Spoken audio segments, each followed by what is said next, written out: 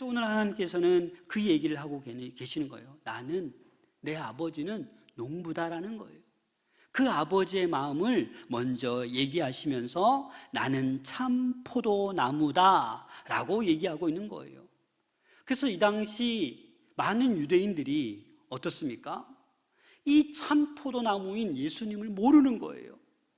그러다 보니까 이 예수님이 하나님의 아들인 줄도 모르고, 이 예수를 믿어야 구원받는 줄도 모르고, 또 다른 메시아를 기다리고 있는 거죠. 그래서 또 우리 하나님의 마음은 많은 열매를 맺기 위해서는 가지를 치시는 분이 우리 하나님이십니다.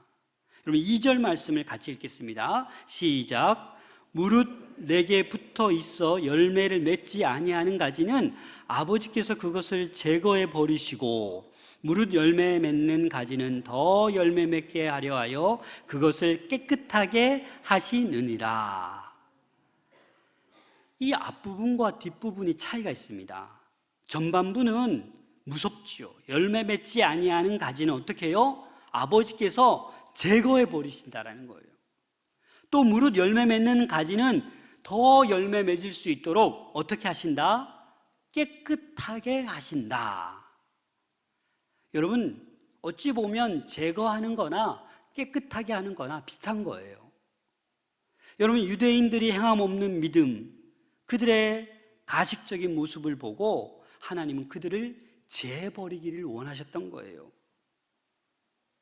이사야 5장 2절 7절 말씀에 보면 땅을 파서 돌을 채하고 극상품 포도나무를 심었도다. 그 중에 망대를 세웠고 또 그 안에 술틀을 팠도다. 좋은 포도 맺기를 바랐더니 들포도를 맺었도다. 무릇 만군의 여호와의 포도원은 이스라엘 족속이요 그가 기뻐하시는 나무는 유다 사람이라. 그들에게 정의를 바라셨더니 도리어 포악이요 그들에게 공의를 바라셨더니 도리어 부르짖음이 되었도다. 하나님은 극상품 포도나무를 심었습니다. 좋은 포도 맺기를 바랐는데 들포도를 맺었다라는 겁니다. 그래서 하나님은 어떻게 해요? 가지치기를 원하시는 거예요. 열매 맺는 자는 더 열매 맺을 수 있도록 가지를 치겠다라는 겁니다. 그래서 이 가지치기 깨끗하게 하다라는 헬라어는 카다로이라는 단어를 씁니다. 이 카다로이라는 단어는 전지, 가지를 잘라낸다라는 의미입니다. 그런데 물리적인 가지치기도 되고 어찌 보면 이 사람들의 도덕적, 종교적으로 타락하고 이 해이한 그러한 것들을 깨끗하게 하신다라는 의미가 있습니다. 여러분, 일반 가위가 아니라 전지 가위가 어떻게 생긴지 아시죠? 이렇게 곡선이 되어 있잖아요.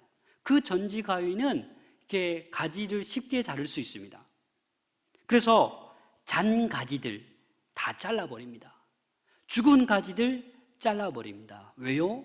죽은 가지를 그냥 내버려 두면 어떻게 됩니까? 그곳에 온갖 병균들이 모여서 그곳을 시작으로 온 가지에, 온 나무에 퍼져서 그 나무를 죽게 하는 거죠.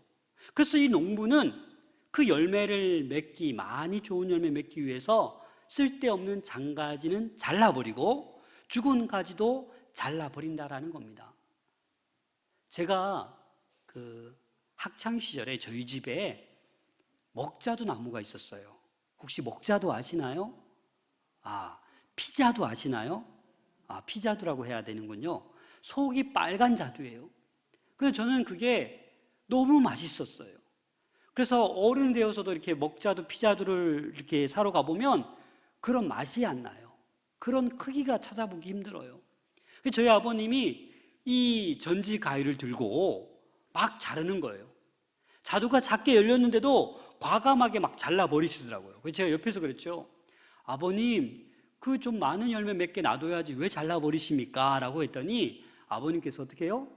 잘라버려야 된다라는 거예요. 한 가지에 너무 많은 자두가 열리면 어떻게 됩니까? 가지가 뚝 부러집니다. 그리고 잘 좋은 열매를 결실하지 못해요. 영양분을 빼앗기기 때문에. 그래서 좋은 열매 맺기 위해서는 쓸데없는 가지, 잔가지 또는 뭐예요? 그 죽은 가지는 과감하게 잘라 버려야 된다라는 겁니다. 여러분, 포도나무도 좋은 열매, 극상품 포도 열매를 맺기 위해서는 가지치기를 농부가 힘들어도 끊임없이 가지를 쳐줘야 되는 거예요. 여러분, 사람도 마찬가지입니다. 그냥 내버려 두면 여러분 잘 자랍니까? 아니요. 가지치기를 해줘야 돼요. 자기 욕심대로, 자기 생각대로, 자기 마음대로 자라나게 해보셔요. 정말 훌륭한 인물이 되겠습니까? 아니죠. 정말 자기 욕심을 꺾게 하고, 하고 싶은 대로 하면 안 되고, 죄를 범하면 죄짓지 못하게 하고, 그렇게 해야 훌륭한 사람이 되는 것처럼 좋은 열매 맺기 위해서는 쓸데없는 가지를 쳐야 된다라는 것입니다. 우리가 더 많은 과실을 맺도록 하나님은 몇 가지 방법을 쓰셨는데, 그게 바로 깨끗게 하시기 위한 것인데, 바로 말씀으로 깨끗하게 할 수 있다는 것을 우리에게 알려주고 계십니다. 사랑하는 여러분, 우리는 말씀으로 위로도 받고, 말씀으로 깨우침도 얻고, 말씀으로 책망도 받습니다. 그래서 우리가 늘 말씀으로 다듬어져야 됨을 우리는 기억하셔야 됩니다. 요한계시록 3장 19절입니다. 같이 읽겠습니다. 시작. 무릇 내가 사랑하는 자를 책망하여 징계하노니 그러므로 내가 열심을 내라 회개하라. 여러분, 무슨 말씀입니까? 하나님께서는 사랑하는 자를 어떻게 하신다고요? 책망하십니다. 징계하신다라는 거예요. 그냥 내버려 두지 않아요. 왜요? 열심을 내게 해야 되기 때문에, 회개를 해야 되기 때문에. 그냥 그래 너 멸망해라, 너 그냥 죄에 빠져 죽어라, 이렇게 하지 않으시는 분이 우리 하나님이십니다. 아마 여러분들 가운데 과거를 떠올려 보면, 지나고 보니까 그때 힘들었지만 하나님이 나를 책망하셨구나, 나를 징계하셨구나, 이런 고백이 있을 겁니다. 그때 아마 잘 됐으면 내가 이 자리에 안 앉아 있고 세상에서 부귀영화를 누리며 흥청망청 그렇게 살았을 거야. 그런 경험들 있지 않습니까? 이 자리에 앉아있는 모든 여러분들은 하나님께서 사랑하시는 분들입니다. 그래서 가끔은 책망도 하시고 징계도 하신다라는 사실을 여러분 잊어버리시면 안 돼요.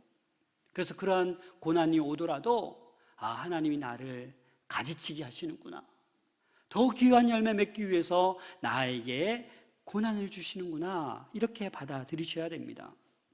또 우리 하나님께서는 우리가 예수 안에 거하시는 것을 간절히 원하십니다. 우리 3절 4절 말씀을 같이 읽겠습니다. 시작. 너희는 내가 일러준 말로 이미 깨끗하여 졌으니 내 안에 거하라. 나도 너희 안에 거하리라. 가지가 포도나무에 붙어 있지 아니하면 스스로 열매를 맺을 수 없음 같이 너희도 내 안에 있지 아니하면 그러하리라. 아멘. 이 9절부터 10절, 11절까지 보면 안에라는 말이 계속 반복됩니다. 내 안에, 너희 안에, 사랑 안에 11번이나 반복돼요. 그리고 거하라, 거하라, 거하라 거의 10번이 반복됩니다. 여러분, 이 말씀은 무엇입니까? 우리는 아무것도 아닌데 그 포도나무이신 예수님 안에, 그 나무에 붙어 있어야지만이 열매를 맺을 수 있다라는 것입니다. 그래서 오늘 말씀의 요점은 너희는 내 안에 거하라라는 거예요. 예수 그리스도 안에 거하라라는 것을 말씀하고 있습니다. 이 거하라, 헬라어로 메노는 정말 하나님께 딱 붙어 있어야 됨을 말씀하고 있습니다. 5절 6절 말씀을 한번 읽겠습니다. 시작. 나는 포도나무요 너희는 가지라. 그가 내 안에 내가 그 안에 거하면 사람이 열매를 많이 맺나니 나를 떠나서는 너희가 아무것도 할 수 없음이라. 사람이 내 안에 거하지 아니하면 가지처럼 밖에 버려져 마르나니 사람들이 그것을 모아다가 불에 던져 사르느니라. 아멘. 우리는 나무 가지와 같은 존재라는 거예요. 그래서 이 포도나무를 떠나서는 아무것도 할 수 없다는 것을 여러분 이 진리의 말씀을 깨달으셔야 돼요. 주님을 떠나서는 우리는 아무것도 할 수 없습니다. 그러나 여러분 어떻습니까? 일주일 내내 바쁘게 분주하게 일하고 공부하면서 주님 생각을 많이 하십니까? 전혀 관계없이 내 마음대로, 내 지식대로, 내 경험대로 열심히 달려가지 않습니까? 그럴 때는 열매를 기대할 수 없다라는 겁니다. 사랑하는 여러분, 우리는 나뭇가지입니다. 하지만 그 가지가 그 포도나무 예수 그리스도에게 붙어 있으면 놀라운 열매를 맺는다라는 사실을 꼭 기억할 수 있기를 소망합니다. 그러면 그리스도 안에 거한다는 것이 구체적으로 어떤 뜻이겠습니까? 어떻게 해야 그리스도 안에 거하는 것이 되겠습니까? 그리스도 안에 거한다는 것은 하나님의 자녀가 그 생명 되시는 예수 그리스도와 지속적인 관계, 꾸준한 관계를 유지하는 것을 의미합니다. 요한계시록 3장 20절을 같이 읽겠습니다. 시작. 볼지어다 내가 문 밖에 서서 두드리노니 누구든지 내 음성을 듣고 문을 열면 내가 그에게로 들어가 그로 더불어 먹고 그는 나로 더불어 먹으리라. 아멘. 예수 안에 거하지 않는 삶은 예수님을 내 마음속에 두지 않는 거예요. 다시 말해서 예수님과 함께 거하며 산다라는 것은 뭐예요? 예수님을 내 마음속에 모시고 늘 교제하고 대화하고 살아간다라는 겁니다. 그래서 오늘 요한계시록 3장 20절에 보면 문 밖에서 그렇게 두드리는데 그 음성으로 말씀하시는데 문을 열지 않으면 예수 그리스도를 내 밖에 그냥 방치하는 거예요. 그 음성을 듣고 문을 열고 그를 초청해서 더불어 먹고 그렇게 식탁의 공동체를 나누어야 된다는 것을 지금 말씀하고 있습니다. 사실 그 당시 유대 사람들은요, 이 식탁에 초청하는 거 쉬운 일이 아니에요. 아무나 초대하지 않습니다. 정말 관계가 있고 정말 존경하거나 사랑하는 사람을 초청해서 식탁에 나눔을 한다라는 거예요. 그처럼 우리는 예수님을 날마다 초청해서 이 식탁의 교제처럼 사랑하고 존경하는 그 마음을 나타내어야 된다라는 겁니다. 사랑하는 여러분, 이 사순절 기간을 보내면서 날마다 주님을 초청하기를 부탁드립니다. 그것이 바로 주님 안에 거하는 구체적인 삶의 모습입니다.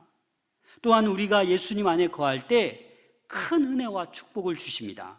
우리 7절 말씀을 함께 읽겠습니다. 시작. 너희가 내 안에 거하고 내 말이 너희 안에 거하면 무엇이든지 원하는 대로 구하라. 그리하면 이루리라. 너무 좋아하는 말씀 아닙니까? 이건 너무 좋죠. 그런데 이 구절에 대해서 오해하는 분들이 있습니다. 대부분 이렇게 생각합니다. 그래, 무엇이든지 원하는 대로 구하면 다 이루어 주실 거야. 이렇게 생각하는 거예요. 여러분, 이 구절을 다시 한번 보셔야 됩니다. 그 앞에 보면 내 안에 거하고 내 말이 너희 안에 거하면 이라는 게 있어요. 이 말은 뭐냐? 이 말씀이 너무나도 중요한 거예요. 여러분들이 말씀과 더불어 살아가야 그 말씀의 은혜를 받고 말씀이 내 안에서 살아 움직일 때 그때 뭐예요? 이 구할 때 그 기도가 응답된다라는 겁니다. 독일의 유명한 신학자이자 순교자인 본헤퍼라는 신학자가 있습니다. 그 본헤퍼가 이런 말을 하였습니다. 잘 들어보십시오. 성경에 기록된 말씀들은 언제나 당신의 가슴에 울려야 하고 당신의 생활 속에 날마다 살아 움직여야 합니다. 당신이 무척이나 사랑하는 자가 있으면 그의 말을 잊을 수 있겠습니까? 사랑하는 자의 말은 따지고 분석해서 받아들이는 것이 아닙니다. 마찬가지로 당신도 주님을 사랑한다면 그의 말씀을 마음에 담고 살아야 합니다. 여러분, 멋진 말 아닙니까? 여러분 정말 사랑하는 사람 있지 않습니까? 여러분들 처음에 첫 만남, 연애를 할 때, 데이트를 할 때, 중매를 할 때 첫 만남은 여러분 어떻습니까? 무슨 말을 하지? 뭘 물어보지? 온갖 생각 다 하지 않습니까? 대화가 잘 안 되지 않습니까? 답답하지 않습니까? 그러나 사랑하는 사이가 되고 서로 정말 결혼을 약속하면 어떻습니까? 무슨 말을 해도 다 알아듣는 거예요. 무슨 말을 해도 듣기 좋은 거예요. 그 말을 따지고 분석하고 그럽니까? 그렇지 않는다라는 거예요. 여러분, 주의 말씀을 사모할 수 있기를 소망합니다. 근데 오늘날 이 지식이 점점 높아져서 설교를 들어도 따집니다. 근데 그걸 제일 잘하는 사람이 신학생들, 목회자들입니다. 사실은 설교를 왜 저렇게 하지? 본문을 왜 잘못 해석하지? 이렇게 보는 거예요. 하지만 여러분, 사랑하는 하나님의 말씀을 논리적으로 따지기보다는 그냥 사랑하는 하나님의 말씀이기 때문에 은혜로 우리 안에 이 가슴을 울려야 되는 말씀임을 여러분들 기억하셔야 됩니다. 이 사순절 기간을 보내면서 그 주의 말씀이 우리 안에 그렇게 살아 움직일 수 있기를 소망합니다. 그럴 때 무엇이든지 원하는 대로 구하라는 거예요. 대화가 되는데 주의 말씀을 묵상하면서 하나님 이걸 원하시는구나, 하나님 이렇게 구하라는구나, 그게 오는 거예요. 그래서 이제 기도가 절로 되는 거예요. 때로는 기도를 억지로 하는 경우도 있죠. 하지만 주의 말씀이 내 삶에, 내 마음에 녹아 움직일 때 그냥 말이 절로 나오는 거예요. 그게 뭐라고요? 구하는 기도라는 거예요. 여러분, 이 수준의 기도에 이룰 수 있기를 소망합니다. 그냥 내 욕심대로 구하는 것이 아니라, 그래서 여러분 기도할 때는 한 30분 정도 말씀을 묵상하고 보통 30분 정도 기도하는 게 그냥 정설이에요. 말씀은 전혀 보지 않고 기도만 하는 것보다는 말씀을 묵상하고 기도하고 균형을 맞춰서 하는 게 중요한 거예요. 그래서 새벽 기도에 보통 보면 30분 안에 말씀 설교 다 끝나고 30분 정도 기도하는 것이 가장 이상적인 것입니다. 사랑하는 성도 여러분, 무엇이든지 원하는 대로 구하라. 그냥 내 욕심대로 다 구하라는 말이 아니라 그냥 사랑하는 하나님, 사랑하는 주님과 함께 그냥 편하게 모든 말을 하는 거. 저 아파요, 저 지금 화났어요, 저 슬퍼요, 저 지금 괴로워요. 그런 하나님과의 그 가슴을 울리는 그러한 기도를 하나님과 우리 사이, 연인 사이가 될 수 있기를 소망합니다. 그래서 우리는 말씀을 묵상하고 또 주님의 말씀을 깊이 살아 움직여서 주님과 깊은 교제를 하면서 깊은 사랑에 흠뻑 젖어서 그렇게 자연스럽게 나오는 기도를 할 수 있기를 소망합니다. 그리고 오늘 본문에 가만히 보면 내 안에 제발 좀 거해줘라 이렇게 말씀하지 않았어요. 어떻게 말씀하십니까? 내 안에 거하라. 명령형으로 지금 말씀하고 있습니다. 왜 그렇습니까? 그냥 우리가 신앙생활 자연히 하면 자연히 주님 안에 거하게 되는 것이 아니라는 거예요. 노력을 해야 되고 대가를 지불해야 되고 결단을 해야 그 안에, 그리스도 안에 거할 수 있기 때문입니다. 사랑하는 여러분, 대가를 지불할 수 있기를 소망합니다. 결단을 하셔야 돼요. 노력을 해야 우리가 주님 안에 늘 거할 수 있습니다. 그렇지 않으면 믿음은 좋은 것 같은데, 신앙생활은 오래 한 것 같은데 삶의 현장에 가보면 전혀 그리스도인답지 않습니다. 왜 그렇습니까? 그 안에 예수 그리스도를 찾아볼 수 없기 때문입니다. 8절 말씀을 같이 읽겠습니다. 8절 시작. 너희가 열매를 많이 맺으면 내 아버지께서 영광을 받으실 것이요 너희는 내 제자가 되리라. 여러분, 이 8절 말씀은 우리가 잘 기억하셔야 됩니다. 너무나도 귀한 말씀 아닙니까? 이 한국 번역으로 보면 너희가 열매를 많이 맺으면 내 아버지께 영광을 받을 것이고 또 영광을 받으면 너희는 내 제자가 되리라 이렇게 되어 있잖아요. 근데 헬라어 원문은 순서가 다릅니다. 원문은 어떻게 되어 있냐면 이렇게 되어 있습니다. 너희가 열매를 많이 맺고 나의 제자가 되면 내 아버지께서 영광을 받으신다. 이렇게 되는 거예요. 그래서 우리가 열매를 많이 맺어야 되고 또 제자가 되어야지만이 우리 하나님 아버지께서 뭘 받으신다? 영광을 받으신다라는 거예요. 사랑하는 여러분, 열매를 맺고 있습니까? 어떤 열매를 맺고 있습니까?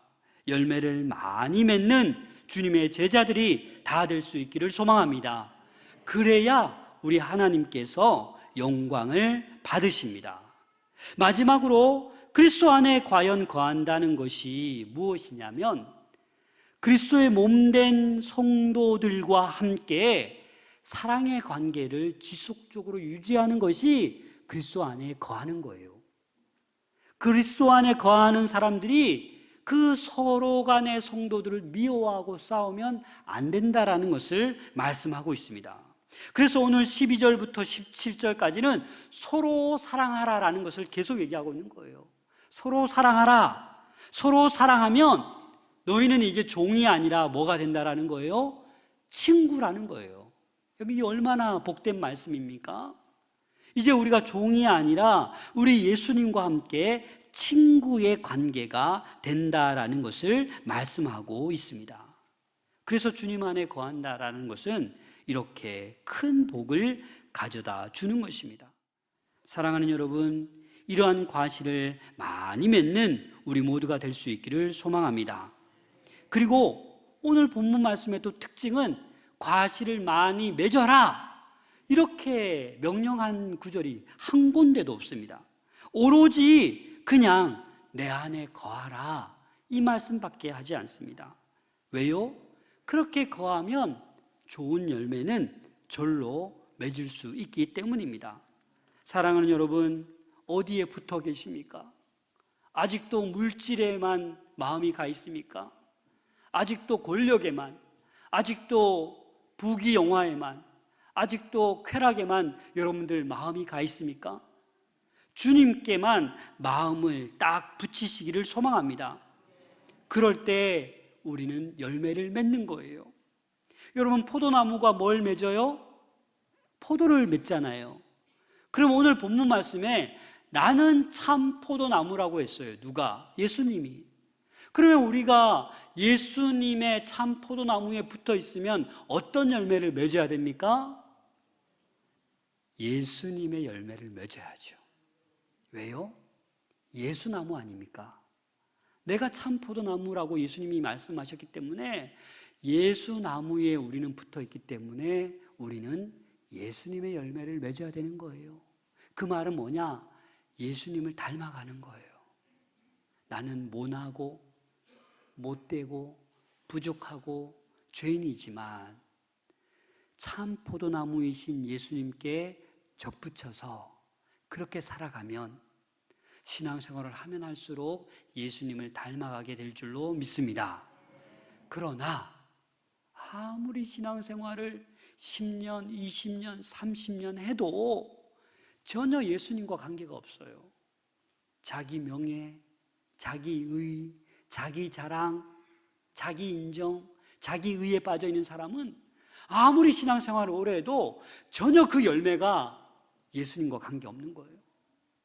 혹시나 우리 가운데 그런 모습이 있다라면 우리는 회개하고 정말 이 사순절 기간을 보내면서 예수 그리스도 참 포도나무 되시는 예수님께 딱 접붙임하시기를 소망합니다.